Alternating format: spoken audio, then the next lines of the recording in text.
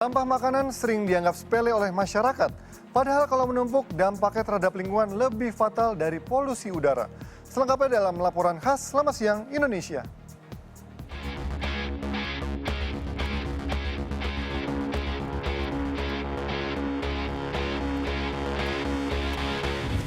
Dihabisin makanannya. Aduh, udah kenyang banget nih. Dikit lagi. Enggak, aku udahan Aduh, udah kenyang banget nih. Dikit lagi. Enggak, udah. Ih, kamu mah. Nah, good people, siapa nih yang punya kebiasaan nggak ngabisin makanan? Padahal selain mubazir, kebiasaan buang-buang makanan juga punya dampak buruk loh buat lingkungan. Habisin dong harusnya.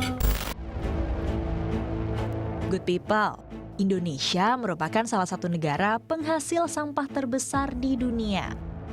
Fakta ini tentunya bukan hal baru ya. Namun siapa sangka bahwa 44% dari total sampah yang dihasilkan adalah sampah makanan. Bahkan berdasarkan data dari Badan Pangan dan Pertanian Dunia FAO atau Food and Agriculture of the United Nations, sepertiga bahan makanan di Indonesia berakhir di tempat sampah. Karenanya, Indonesia tercatat sebagai negara penghasil sampah makanan terbanyak kedua di dunia. Bayangin aja good people, setiap tahun sebanyak 23 hingga 48 juta ton sampah makanan terbuang. Ini artinya setiap orang menghasilkan 115 hingga 184 kg sampah tiap tahun.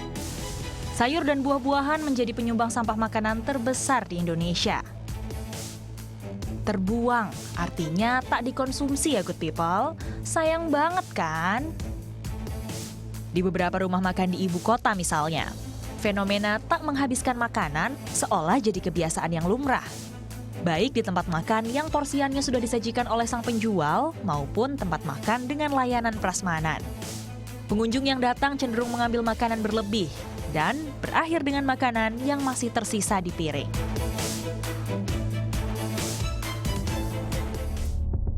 Ironisnya, dengan besaran jumlah sampah makanan yang dihasilkan, masih banyak penduduk Indonesia yang kelaparan.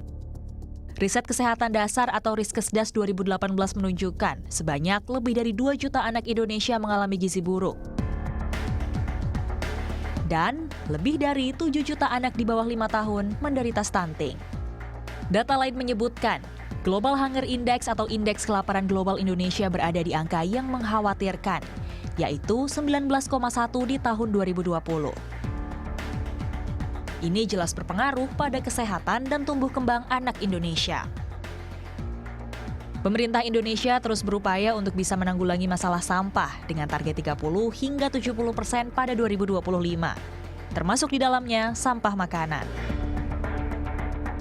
Dan saat ini pemerintah sudah gencar-gencarnya ini membangun sampai TPS 3R, rumah kompos, bank sampah, pusat daur ulang, dan sebagainya. Banyak sekali effort, terutama dalam rangka kita bagaimana menyelesaikan persoalan sampah organik yang hampir sebagian besar ini datang dari food waste. Selain itu, penumpukan sampah makanan juga berpengaruh buruk pada lingkungan.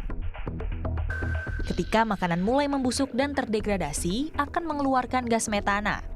Gas ini memiliki pengaruh 21 kali lebih kuat terhadap pemanasan global dibanding karbon dioksida yang dihasilkan oleh polusi kendaraan. Terlebih, gas metana tidak bisa terserap oleh klorofil tumbuhan.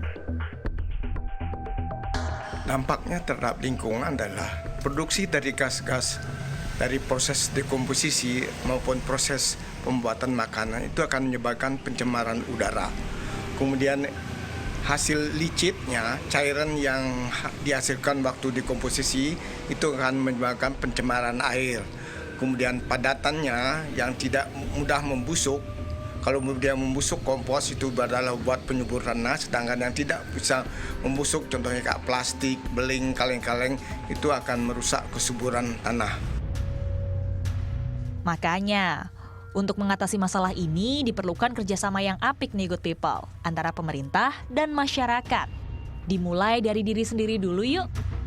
Nah, good people, kita bisa banget nih ikut ngebantu ngurangin sampah makanan dengan cara kalau makan porsi secukupnya aja, dan kalau belanja juga dicatat dulu, jangan kalap ya belanjanya. Selain hemat bahan makanan, hemat uang pula. Tika Ramadhani, Oktabari, Reza Hardiansyah melaporkan untuk NET.